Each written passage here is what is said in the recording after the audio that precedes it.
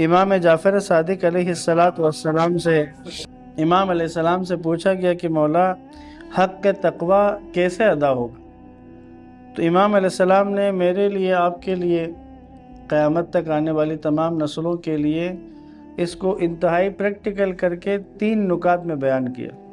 हक़ तक़वा का मतलब 3 काम है। अगर ये 3 काम तुम कर रहे हो, तुम्हारी ज़िंदगी में ये 3 काम पाए जाते हैं, तो इसका मतलब तुम हक़ तक़वा अदा कर रहे हो।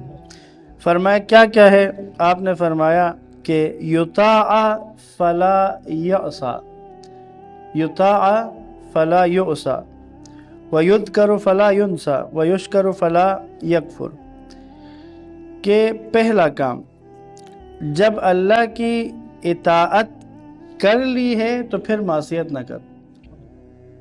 यानी अगर तुम अल्लाह की इताअत कर चुके हो तो अब फिर नाफरमानी मत करो।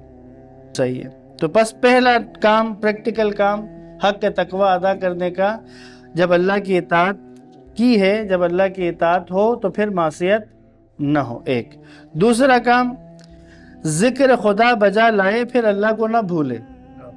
अगर अल्लाह को याद रखा है, याद कर लिया है, तो अब अल्लाह को भूलना मत। अगर अल्लाह को याद रखा और न भूले तो तुमने हक़ तक़वा अदा कर दिया।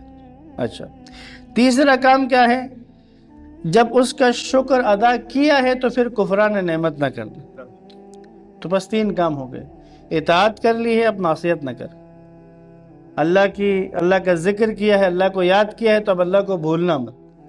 तीसरा काम, अगर तुमने नेमतों का शुक्र अदा किया है तो अब कुफरान नेमत न कर।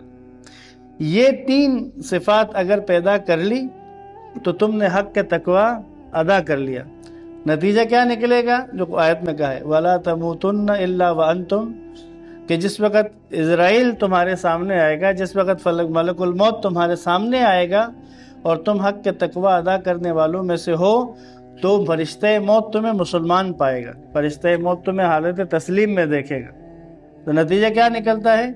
यहाँ इसकी रूह कब्ज़ होती है और वहाँ इसके फरिश्ते इस्तकबाल करते हैं, सलामुन अलैकुम, कि तुम पर दुरूद और सलाम हो कि जैसे ज़िंदगी तुम गुजार के आए।